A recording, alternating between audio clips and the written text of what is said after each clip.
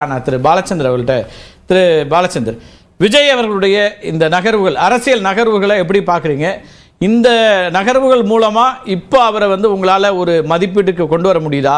யாரை எதிர்த்து அரசியல் பண்ண போகிறாரு, அல்லது எந்த கொள்கையை எதிர்த்து அரசியல் பண்ண போகிறாரு, அல்லது யாருடைய ஆதரவு நிலைப்பாட்டில் இருக்க போகிறார் அப்படின்னு ஏதாவது நம்மளால் ஜட்ஜ் பண்ண முடியுதா? முதல்ல அவருடைய கட்சி பெயர் வந்த பொழுது அது தமிழ் ஒற்றுப்பிழை இருந்தது. தமிழக வெற்றி, அதுக்கப்புறம் கலந்து வச்சிருந்தாங்க. It was pointed out. அதுக்கப்புறம் கரெக்ட் பண்ணிட்டாங்க. ஆமா, இன்னைக்கு அவங்களுடைய கட்சிக்கு வாகை பூன்னு சொல்றாங்க. வாகைப்பூ வச்சிருக்கிறதா. ஆனா வாகைப்பூ வெளிர் மஞ்சள் நிறத்துல இருக்கும். ஓகே. இங்க உள்ள ஃப்ளவர் பிங்க் நிறத்துல இருக்கு. இந்த ஃப்ளவர் என்னன்னு சொன்னா அமெரிக்காவிலிருந்து இங்கு சேர்ந்த தூங்கு மூஞ்சி மரம் அப்படின்னு சொல்லுவாங்க. அந்த தூங்குஞ்சி மரத்துடைய ஃப்ளவர் மாதிரி, பூ மாதிரி இது தோற்றமளிக்குது. நான் பாட்டனி எக்ஸ்பர்ட் ஒருத்தர் கேட்டபோது அவர் சொன்னாரு, ஆமா, ஏன்னா அவங்க எந்த பூ வைக்கணும்னு நினைச்சாங்கன்னா செரிஸ் ட்ரீ, அதுக்கு பேர் அல்பீசியா ஃபெட்பேக் அப்படிங்கிறது வாகை மரத்துடைய தாவர பெயர். ஆனா இவங்க வச்சிருக்கிறது எதை வச்சிருக்காங்கன்னா சமனிய சமான் அப்படிங்கிறது அதனுடைய பாட்டனி நேம். இப்ப உள்ள பூவுடைய பாட்டனி நேம் சொன்னாரு. இதை இவங்க பாத்துக்கணும். நம்பர் 1. ஏன்னா செய்வன திருந்த செயல் செய்வாங்க. முதல்ல இது பண்ணக்கூடாது. இன்னொன்னு எனக்கு என்ன தோன்றுதுன்னா, இந்த சினிமாக்காரங்க அரசியலுக்கு வர்றதுங்கிறது அவங்களுக்கும் நல்லது இல்லை, இந்த நாட்டுக்கும் நல்லது இல்லைங்கிறது என்னுடைய பொதுவான கருத்து. அது நடிகர். அது ஏன் சார் சினிமாக்காரங்களுக்கு மட்டும் அப்படி ஒரு இதை வைக்கிறீங்க? ஏன்னா நடிகர்களுக்கு இப்ப பாருங்க, அண்ணன் கதை வசனம் எழுதுறவரா இருந்தார், கலைஞர் கதை வசனம் எழுதுறவரா இருந்தார். They are creative artist. ஆனா சினிமா நடிகர்கள் ரிஃப்ளெக்டிவ் ஆர்டிஸ்ட். அடிப்படையா அவங்களுக்கு எதையும் படிக்கணுங்கிற கட்டாயம் கிடையாது. இன்னொருத்தவங்க சொல்றத அவங்க நல்லா அழகா காட்டிட்டா போதும். அப்படின்னா இவங்க அரசியலுக்கு வரணும்னா சமுதாய பின்புலத்தை பத்தி இவங்களுக்கு தனிப்பட்ட முறையில ரொம்ப படிச்சிருக்கணும், தெரிஞ்சிருக்கணும். திரு எம்ஜிஆர் இங்க கிரியேட்டரா வரலையே சார், ஆக்டரா தானே வந்தாரு, முதலமைச்சர் ஆனாரு. ஜெயலலிதா அவர்கள் எம்ஜிஆர் ஆக்டர், அவங்க எல்லாமும் படிச்சாங்க. சொல்லுங்க திரு பாலச்சந்தர். எஸ், எம்ஜிஆர் முதல்ல வந்தபோது அவருக்கு அரசியல் தெரியாது. இது கேட்கறதுக்கு உங்களுக்கு அதிர்ச்சியா இருக்கும். அந்த அரசியல் தெரியாதுங்கிறதுனாலதான் சமுதாய சூழ்நிலை தெரியாம வருமானத்தின் அடிப்படையில இனிமே ரிசர்வேஷன் அப்படின்னு அனௌன்ஸ் பண்ணும்போது இங்க எப்படிப்பட்ட ஜாதி குடும்பங்கள் இருக்குங்கிற புரிதல் அவருக்கு கிடையாது. அதே மாதிரி இன்னொன்னு சொல்றதுன்னா, எமர்ஜென்சியை ஆதரிச்சு ஒரு அறிக்கை விடுத்தார். ஒரு அரசியல்வாதி நாட்டுடைய குடியரசு தத்துவத்தை புரிஞ்சுக்கிட்டவர் எமர்ஜென்சி ஆதரிச்சு அறிக்கை விட மாட்டார். He took time. அவருக்கு நேரம் தேவைப்பட்டது. ஆனா அவருக்கு இருந்த ரொம்ப பெரிய பலம், விஜயகாந்துக்கு அந்த பலம் இருந்தது. மற்றபடி அரசியல் வர்ற யாருக்குமே அந்த பலம் கிடையாது. அவருக்கு இருந்த ரொம்ப பெரிய பலம், அவர் உண்மையான ஏழை பங்காளர். பசி யாருக்கும் இருக்கக்கூடாதுன்னு நிஜமாவே நினைச்சார். அதுல சந்தேகம் கிடையாது. ஆனா அந்த பசியை எப்படி போக்குறது அப்படிங்கிறதுக்கான வழிமுறைகளை பற்றி அவருக்கு முதல்ல தெரியாது. முதல்ல இந்த ரிசர்வேஷன் இப்படி பண்ணி அதனால பார்லிமெண்ட் எலெக்ஷன்ல படு பயங்கரமான தோல்வியை சந்திச்சாரு. உடனடியா 50% அந்த ரிசர்வேஷன் 69% ஆக்கினார். அதுக்கப்புறம் அவரை சூழ்ந்து இருந்தவங்க இந்த பின்புலம் உள்ளவங்களுடைய பேச்சுக்களை கேட்கிற ஒரு துணி, ஒரு மனப்பான்மை அவருக்கு வந்தது. அதுக்கு முன்னாடி அவருக்கு அட்வைஸ் பண்ணவங்க இந்த மாதிரியான சரியான அட்வைசஸ் இல்லைன்னு அவர் உணர்ந்தார். அவருடைய 30 ஆண்டு கால நடிகராக இருந்தபொழுது அவர் செய்த தான தர்மங்கள், ஏழை பங்காளர் என்ற உண்மையான அழுத்தமான பின்புலம், இதெல்லாம் அவருக்கு ஹெல்ப் பண்ணுச்சு. ஆனா அரசியல் சொல்லி பாத்தீங்கன்னா கடைசி வரைக்கும் அவர் அரசியலையோ அரசியல் சட்டத்தையோ மிக முழுமையாக உணர்ந்தவராக இருந்ததில்லை. விஜய் பார்த்து என்னுடைய கேள்வி எல்லாம், நீங்க சில ஸ்கூல்ல லேப்டாப், கம்ப்யூட்டர் இதெல்லாம் கொடுக்குறீங்க. இது மூலம் என்ன புரட்சியை கொண்டு வர போறீங்க?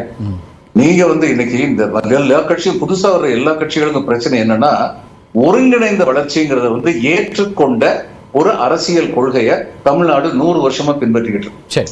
அதை மனப்பூர்வமா ஏத்துக்கிட்டாங்களா இல்லையா? சில பேர் மனப்பூர்வமா ஏத்துக்கல. ஆனா ஓட் பேங்க் அது தேவை அப்படின்னு ஏத்துக்கிட்டாங்க. மற்றபடி நீதி கட்சி ஆகட்டும், ஓமந்தூர் ராமசாமி ரெட்டியார் ஆகட்டும், காமராஜ் ஆகட்டும், அண்ணா, இந்த மாதிரி எல்லாம் வச்சுக்கிட்டாங்க. இப்போ இந்த கொள்கையை பற்றி பேசித்தான் இங்க அரசியல் பண்ண முடியும்னா, ஏற்கனவே இந்த கொள்கையை பேசிட்டு இருக்காங்களே, அவங்களை நீங்க எப்படி எதிர்த்து அரசியல் பண்ண முடியும்? ஒரே ஒரு வழியில தான் பண்ண முடியும். அது வழி என்னன்னா, பேசுற மாதிரி செய்கை இருக்கா?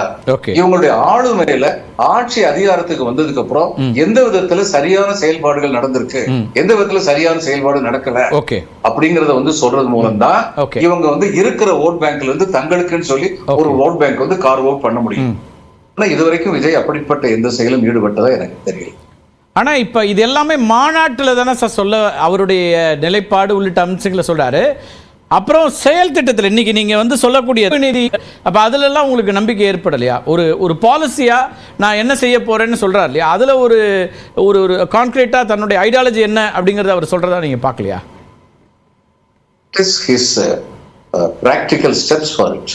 ஏன்னா சமூக நீதி பத்தி எல்லாரும் தான் பேசுறாங்க.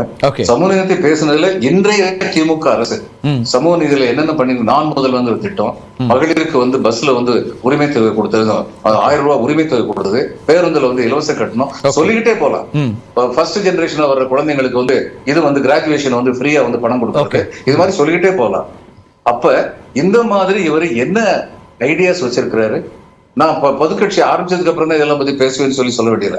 அரசியல் கட்சி துவங்க போகிறேன்னு சொல்லிட்டாலே இந்த மாநிலத்துல என்ன தீமைகள் இருக்கு, அதுக்கு யார் காரணம், மாநில கட்சியா அல்லது ஒன்றிய அரசை ஆளுகின்ற கட்சியா, இதெல்லாம் பத்தி இவர் தைரியமா இதுவரைக்கும் எதுவுமே பேசல. Okay, right. ராகுல் காந்தி நேரடியா அந்த கேள்விதான். இன்னைக்கு இருக்கக்கூடிய சமகால பிரச்சனைகள்ல எந்த கருத்து சொல்லாம நாங்க மாநாட்டுல வந்து பேசுவோம், தேர்தலுக்கு வந்து பேசுவோம்னா மக்கள் அதை ஏற்கக்கூடிய இடத்துல இல்ல. சமகால பிரச்சனைகள்ல எங்கள் தலைவர் குரல் கொடுக்கலங்கிறதே முதல்ல ஒரு முரணான செய்தி. ஏன் சொல்றேன்னா, கள்ளக்குறிச்சி பிரச்சனையாக இருக்கட்டும், என்ன சொன்னார், ஜல்லிக்கட்டு பிரச்சனை, கள்ளக்குறிச்சியில் என்ன கருத்து சொன்னார்? கருத்தாக அவர் வெளியிடவில்லை என்றாலும் அங்க பாதிக்கப்பட்ட மக்களை நேராக சென்று அவரிடம் தனியாக பேசினார். சார், பாதிக்கப்பட்ட மக்களை சந்திக்கிறது, பேசுறது அப்படின்னு சமூக அமைப்புகள் எல்லாரும் பார்ப்பாங்க சார். எல்லாரும் போறாங்க, அக்கறையோட இருக்கு, அது வேறு. அக்கறையை வெளிப்படுத்துகிறார் என்பது வேறு. அரசியல்ல அவர் நிலைப்பாடு என்ன, கேள்வி கேட்கிறாரா, அதிகாரத்தை நோக்கி கேள்வி வைக்கிறாரா அப்படிங்கிற கேள்வி வைக்கிறாரு. இல்ல, அதுதான் சொல்றேன். அதற்குண்டான அப்ப அதுல ஒரு தயக்கம் இருக்கு அப்படின்னா அவர் மீது என்ன நம்பிக்கை வரும்னு கேட்கிறாங்க. எந்த விதமான கேள்வி கேட்பதுல மத்திய அரசையோ மாநில அரசையோ நோக்கி கேள்விகளை வைக்கிறதுல அவருக்கு ஒரு தயக்கம் இருக்குன்னா அவரை மாற்றா எப்படி எடுத்துட்டு வருவாங்க? எந்த விதமான தயக்கமும் இல்லை. நீங்க இந்த நம்ம ஆரம்பத்திலிருந்தே யாரை எதிர்த்து அரசியல் செய்ய போகிறார், யாருக்கான அரசியல் செய்ய போகிறார் இந்த கேள்வியில இருந்தே நான் சொல்றேன், இங்க யாரையும் எதிர்த்து உண்டான அரசியலை செய்ய நாங்க வரல. முதல் விஷயம் என்ன சொல்றேன்னா, புரியல. இல்ல இது அதுவே முதல்ல தப்புன்ற. யாரையும் எதிர்த்துனா தனிப்பட்ட முறையில் ராகுல் காந்தியை எதிர்த்து இங்க அரசியல் இல்ல. ராகுல் காந்தி முன்னெடுக்கக்கூடிய கொள்கைகள், கட்சி சார்ந்த அரசியலை எதிர்க்கிறாங்க. அப்படிதான் நிக்க முடியும் தேர்தல் காலத்துல. யாரையுமே எதிர்க்க மாட்டோம் நீங்க எப்படி? அப்ப மக்கள் எதுக்காக உங்கள்கிட்ட வரப்போறாங்க? இது எப்படி எடுபடும்? மக்களுக்கான நலன்களை செய்யக்கூடிய அரசாக இருக்க வேண்டும் என்கிற அந்த எண்ண ஓட்டத்தில் தான் நான் சொல்றேன். ஏன்னா நீங்கள் எப்போதுமே எல்லா நிலைப்பாடுகளையும் ஐயா சொல்லும் பொழுது கூட வாகை பூவை பத்தி சொல்கிறார். வாகைப்பூவை பற்றி சொல்லும் பொழுது ஒரு விஷயம் சொல்லணும். என்ன அப்படின்னா, பாலை நிலத்தில் விளையக்கூடிய, பாலை நிலத்தில் வளரக்கூடிய ஒரு மரத்திலிருந்து வரக்கூடிய இதுதான் வந்து வாகைப்பூ.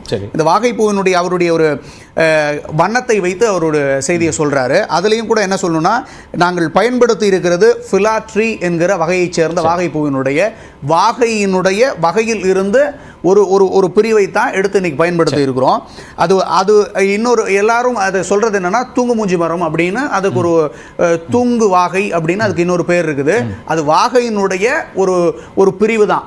அதை எடுத்து தான் அது ரெண்டுமே சேர்ந்து, ரெண்டுமே வாகையும் இந்த தூங்கு மூஞ்சி மரம், தூங்கு வாகை என்கிற இந்த ரெண்டுமே ஒரே பேரினத்தை சேர்ந்தது தான். அப்ப வாகை என்கிற வார்த்தைக்குள்ளாகவே நாங்கள் வெற்றி பெற போகிறோம் என்கிற ஒரு சூழ்ச்சமத்தை சொல்லித்தான் இதை வெளிப்படுத்தி. ஒரு திரைப்படத்துக்கு பேர் வைக்கும் போது அல்லது திரைப்படத்தில் ஒரு கதாபாத்திரத்துக்கு பேர் வைக்கும் போது பவர்ஃபுல்லா இருக்கணும் அப்படின்னு பேர் வைக்கிறதெல்லாம் ஓகே. ஆனா கட்சிக்கு பேர் அப்படிங்கிறது வந்து நம்ம வாகை, அதுல வெற்றி இருக்கு, அப்படி வெற்றி வந்துட முடியுமா?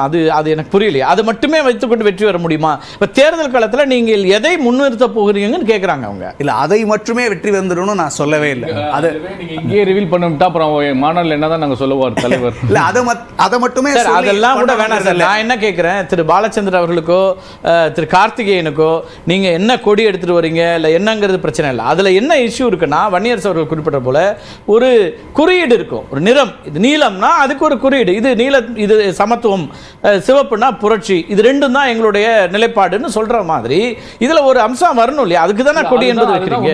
அதுதான் இருக்கு. நாங்க அது மாநாடுல சொல்றோம், ஸ்டெப் பை ஸ்டெப்பா சொல்றோம். மாநாடு வரைக்கும் ஐயாவே சொன்னாங்க. மாநாட்டுல நீங்க அதெல்லாம் சொல்ல போறீங்க. மக்கள் பிரச்சனைகளுக்கான கருத்தையும் தேர்தல் வந்தாதான் சொல்லுவோம், மாநாடு வந்தாதான் சொல்லுவோம்னு சொன்னா மக்கள் அதை ஏற்பாங்களா? அன்னைய பிரச்சனைக்கு அன்னைக்கு நீங்க குரல் கொடுக்கலன்னா இதை ஓராண்டுக்கு தேக்கி வச்சா அந்த குரல் கொடுப்போம். இப்போ ஒவ்வொருத்தருக்கும் ஒவ்வொரு விதமான ஐடியா அண்ட் ஸ்ட்ராட்டஜி இருக்கும் சார். அகைன் அந்த பதில் தான் நான் சொல்ல முடியும்.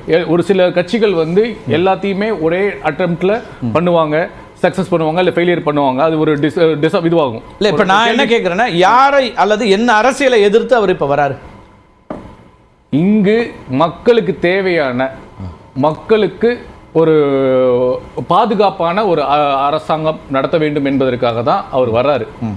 அதுக்கான எதிரி யாரு, அதற்கான விளக்கங்கள் என்ன என்றதை நீங்க கொஞ்சம் கொஞ்சமா தான் நீங்க பார்க்க முடியும், கொஞ்சம் கொஞ்சமா தான் கேட்க முடியும். இப்போ கொஞ்சம் கொஞ்சமா தான், இதுதான் சொல்றேன், இது குழந்தைங்க. நாங்க இவர் ஐயா சொன்ன மாதிரி, பாலகிருஷ்ணன் ஐயா சொன்ன மாதிரி, எம்ஜிஆர் அவர்களும் விஜயகாந்த் அவர்களும் ஆரம்பத்தில் கட்சிக்கு வரும் பொழுது அரசியல் புரிதல் இல்லாமல் இருந்தார் சொன்னாங்க. அரசியலே தெரியாம இருந்தார் அந்த வார்த்தையை பயன்படுத்தினார். உண்மைதான் இருக்கலாம்.